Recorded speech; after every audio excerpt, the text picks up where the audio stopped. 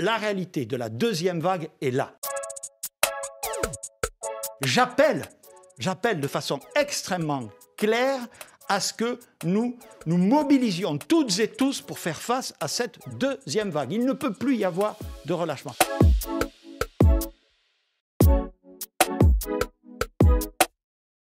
Si, dans cette période de 15 jours, nous voyons que les indicateurs sanitaires se dégradent beaucoup, que les lits de réanimation se remplissent plus encore que prévu, nous pourrons effectivement prendre des mesures supplémentaires.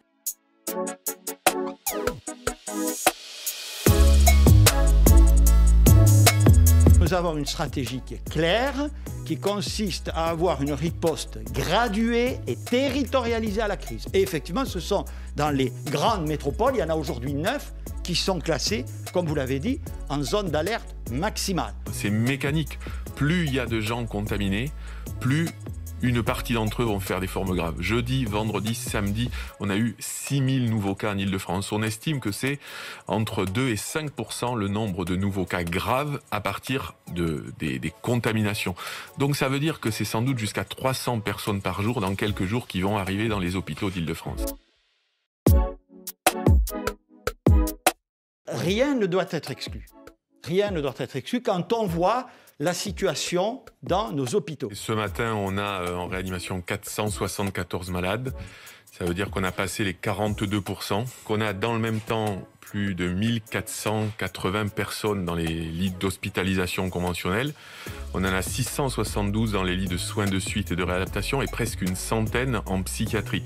C'est pour ça que j'ai employé l'image, pas pour le plaisir de faire une métaphore maritime, d'une grande marée.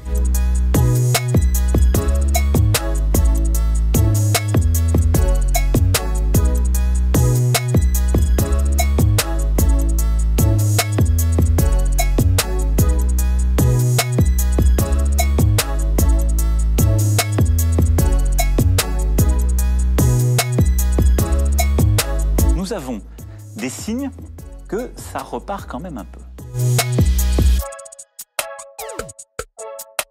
À ce moment-là, je la téléchargerai. Télécovid, indépendamment de ma propre personne, n'a pas eu les effets escomptés. Stop Covid, c'est très intéressant quand vous allez dans le métro, quand vous croisez du monde.